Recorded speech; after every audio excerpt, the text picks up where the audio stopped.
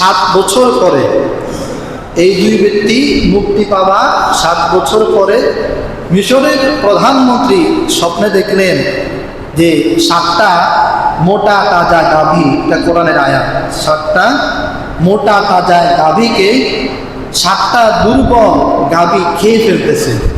এটা তিনি স্বপ্নে দেখলেন। স্বপ্নে দেখে তিনি তার সভাসদ যারা আছে সবাইকে ডাকলেন, ডেকে বললেন, ইয়া আইয়ুহাল মালাউ ওয়াফতুনি ফি রুয়ায়া ইন কুনতুম লিররুয়া তা'বুরুন। হে আমার সভাসদ, স্বপ্নের মধ্যে দেখলাম 7টা মোটা তাজা গাভীকে 7টা দুর্বল গাভী খেয়ে ফেলতেছে, অতএব আমার স্বপ্নের ব্যাখ্যা দাও। পবিত্র কোরআন বলে, বাদশার দরবারে যতজন আলেম ছিলেন সেই ধর্মের সবাই একসাথে আওয়াজ দিল, ক্বালু আযগাসু আহলাম ওয়া মা নাহনু বিতা'বিলিল আহলামি বিআলিমিন। বাদশা, আপনি কল্পনাপ্রসূত একটা অনর্থক স্বপ্ন দেখেছেন, এই স্বপ্নের কোনো ব্যাখ্যা হতে পারে না, এটা কোনো স্বপ্নই না। সবাই বাদশাকে এটা জানাইয়া দিল। ওই যে ইউসুফ নবীর কথা অনুসারে একজন মুক্তি পেয়েছে, ওই ব্যক্তি তখন বাদশার দরবারে উপস্থিত ছিলেন। এই ঘটনা 7 বছর পরে। সে ডাক দিয়া বলল, এতগুলো আলেম আপনি রাত দরবারে রাখলেন, একটাও স্বপ্নের ব্যাখ্যা দিতে পারে না। আমার কাছে এমন একজন ব্যক্তি আছে যিনি স্বপ্নের ব্যাখ্যা দিতে পারেন, তার স্বপ্নের ব্যাখ্যা অনুযায়ী আমি মুক্তি পেয়েছি। তিনি জেলখানার মধ্যে আছেন, তার নাম ইউসুফ। আপনি যদি অনুমতি দেন আমি তার কাছে যাব, তার থেকে স্বপ্নের ব্যাখ্যা নিব। বাদশা বলল, ঠিক আছে যাও, ইউসুফ নবী থেকে স্বপ্নের ব্যাখ্যা নিয়ে আসো। ওই ব্যক্তি দৌড় দিল ইউসুফ নবীর কাছে। ইউসুফ আইয়ুহাস সিদ্দীক আফতিনা ফি সাবঈ বাকরাত। হে ইউসুফ নবী, আপনার এক স্বপ্নের ব্যাখ্যার মাধ্যমে আমি মুক্তি পেয়েছি। আমাদের মিশরের প্রধানমন্ত্রী স্বপ্নে দেখেছেন 7টা গাভীকে দুর্বল 7টা গাভী খেয়ে ফেলছে, আপনি স্বপ্নের ব্যাখ্যা করুন। ইউসুফ নবী ডাক দিয়ে বললেন, ক্বালা তাসরাউনা সাবআ সিনিনা দাআবা। হে ভাই, মিশরের মধ্যে 7 বছর ভালো করে ফসল হবে। সুম্মা ইয়াতি মিন বাদি যালিকা সাবউ। 7 বছর ভালো করে ফসল হওয়ার পর 7 বছর আবার দুর্ভিক্ষ দেখা দিবে। অতএব প্রথম 7 বছর এই ভালো করে ফসল হবে, ওই ফসল তোমরা সব খেয়ে ফেলবে না, কিছু খাবে, বাকি সব তোমরা রেখে দিবে। তাহলে পরের 7 বছর এই দুর্ভিক্ষ দেখা দিবে, ওই সময় আগের ফসলগুলি তোমরা খেতে পারবে। সুবহানাল্লাহ। কি অর্থ? যে প্রথম 7 বছর আমাদের মিশরে ফসল হবে, আর পরে 7 বছর দুর্ভিক্ষ হবে। ইউসুফ নবী জানাইয়া দিলেন। এই লোক আয়েশা বাদশাকে স্বপ্নের বিবরণ দিলেন। বাদশা বললেন, যেই ব্যক্তি এত সুন্দর ব্যাখ্যা করলো সে জেলখানায় কেন, তাকে নিয়ে আসো আমার দরবারে। ইউসুফ নবীর কাছে যখন বলা হলো আপনি জেলখানা থেকে বেরিয়ে আসেন, ইউসুফ নবী জেলখানা থেকে বেরিয়ে আসার আগ মুহূর্তে বললেন, আমি জেলখানা থেকে বের হব না যতক্ষণ পর্যন্ত যে অপরাধের কারণে আমাকে জেলখানায় দেওয়া হলো সেটার মীমাংসা হবে। তখন বাদশা এখানে অনেক কথা, সবাইকে ডাক দিলেন। তখন জুলাইখা বলল, আল আন হাসহাসাল হক আনা রাওয়াতুহু আন নাফসিহি ওয়া ইন্নাহু লামিনাস সাদিকিন। বাদশা মিশরের সব মানুষকে ডাকলো। ডাকার পরে সকলের সামনে জুলাইখা বলল, আনা রাওয়াতুহু, আমি অপরাধী, ওয়া ইন্নাহু লামিনাস সাদিকিন, ইউসুফ নবী সত্যবাদী। সুবহানাল্লাহ। 7 বছর পরে ইউসুফ নবী সত্যবাদিতা প্রকাশ পেয়েছে। এরপরে ইউসুফ নবী জেলখানা থেকে বের হলেন। বেরিয়ে তিনি বাদশাকে বললেন, ইজআলনি আলা খাসাইনিল আরদ, আমাকে মিশরের অর্থমন্ত্রী বানান। এই দুর্ভিক্ষ আগামী 7 বছর পরে যে 7 বছরের দুর্ভিক্ষ আসতেছে, এটা আপনারা মোকাবেলা করতে পারবেন না, আমাকে মিশরের অর্থমন্ত্রী বানান, আমি মোকাবেলা করব। বাদশাহ ইউসুফ নবীকে মিশরের অর্থমন্ত্রী বানাইলেন। ইউসুফ নবী অর্থমন্ত্রী হওয়ার পর প্রথম 7 বছর যে ফসল হলো, সামান্য অংশ জনগণকে খেতে দিল, বাকি সব তিনি স্টক করলেন, গুদামজাত করে রেখে দিলেন।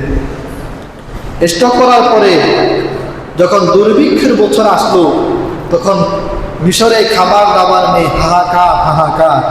তখন ইউসুফ নবী বললেন, হাহাকারের কোনো দরকার নেই, আমি এই 7 বছর কিভাবে মোকাবেলা করতে হয় তার জন্যে সেই প্রস্তুতি আগে রেখেছি, অতএব সকলেই আমার কাছ থেকে আপনাদের খাবার নিয়ে যান। সুবহানাল্লাহ। এখান থেকে একটা কথা আসছে যে ইউসুফ নবী খাবার স্টক করেছে কেন? দুর্ভিক্ষের সময় মানুষকে যাতে করে সহজলভ্য, সহজে খাবার দিতে পারে। আর আমাদের দেশে মানুষ খাবার স্টক করে যাতে মানুষকে দুর্ভিক্ষে ফেলতে পারে। বাস্তব না? বাস্তব।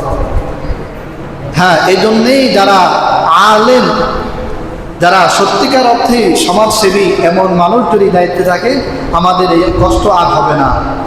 আর এমন মানুষ যদি দায়িত্বে না থাকে, এই কষ্ট কোনোদিনও শেষ হবে না।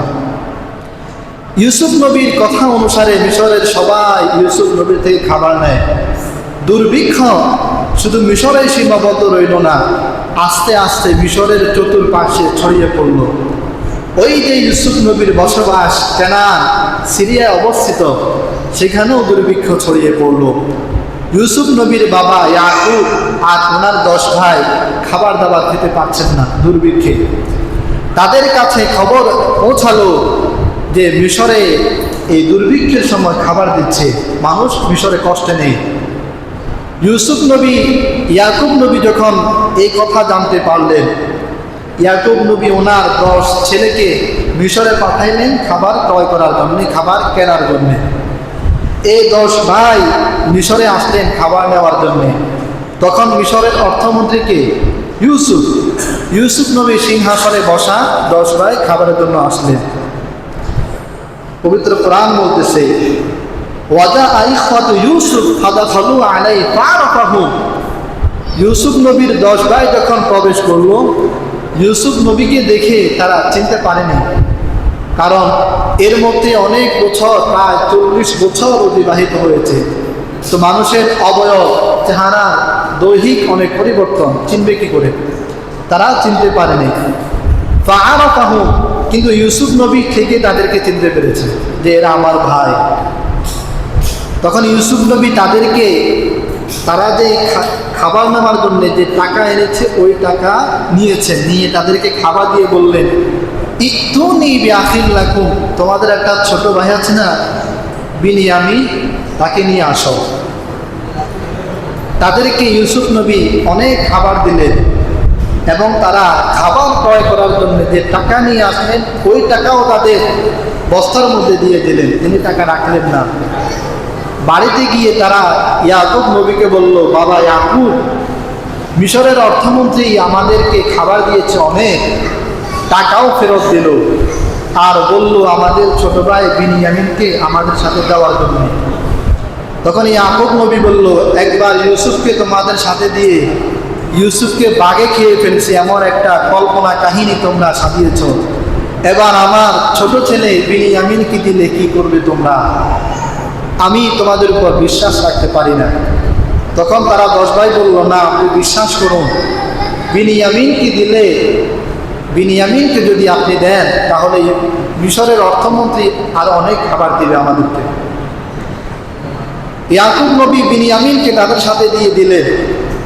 তারা বিনিয়ামিনকে নিয়ে যখন ইউসুফ নবীর কাছে গেলেন, ইউসুফ নবী বিনিয়ামিনকে তার কাছে নিয়ে আসলেন।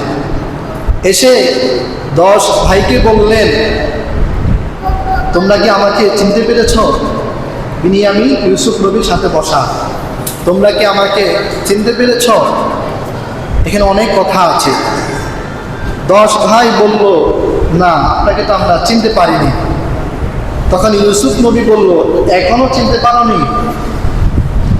তখন 10 ভাই, তখন ওই যে নবীর ছেলে, ওনাদের মেধা অনেক বেশি হয়, তাদের মেধা টাচ করলো, আনতা ইউসুফ, পবিত্র কোরআন বলতেছে। তারা বলল, তুমি কি ইউসুফ? তখন ইউসুফ নবী বলল, আনা ইউসুফ ওয়া হাযা আখি, হ্যাঁ আমি তোমাদের ভাই ইউসুফ। সুবহানাল্লাহ। তখন তারা দেখি হতবিহবল, হতভম্ব হয়ে গেল, তুমি ইউসুফ। সাথে সাথে তারা এই যে 40 বছর যে নাটক করলো, এর জন্য তারা ইউসুফ নবীর কাছে ক্ষমা প্রার্থনা করলো। আর ওই যে ইয়াকুব নবী ইউসুফ নবীর জন্য কাঁদতে কাঁদতে কাঁদতে কাঁদতে তিনি অন্ধ হয়ে গেলেন, তার চোখের শক্তি তিনি হারিয়ে ফেলেছেন, তিনি আর চোখে দেখেন না। পরিচয় শেষ হওয়ার পরে ইউসুফ নবী 10 ভাইকে বললেন, যাও তোমরা মিশরে, তোমরা কেনানে গিয়ে আমার বাবা মা যত আত্মীয় স্বজন আছে সকলকে মিশরে নিয়ে আসো। সুবহানাল্লাহ।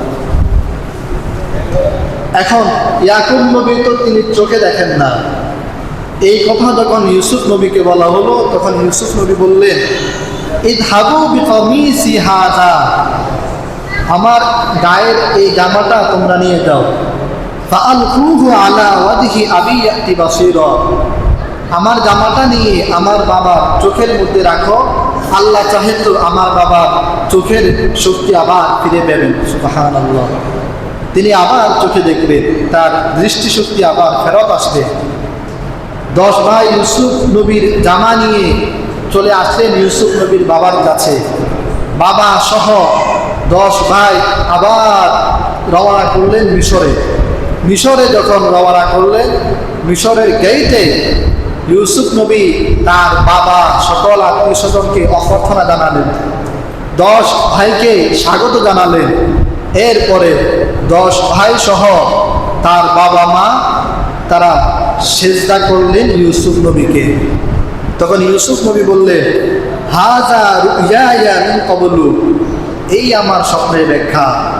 আমি যে স্বপ্নে দেখলাম 11টা তারকা আর একটা চন্দ্র একটা সূর্য আমাকে সিজদা করে, ঠিক আজকে আমার 11 ভাই, আমার মা এবং আমার বাবা আমাকে সিজদা করলো। মোহতারাম হাজরিন, এখানে এসে পবিত্র কোরআন ইউসুফ নবীর ঘটনা শেষ করেছে।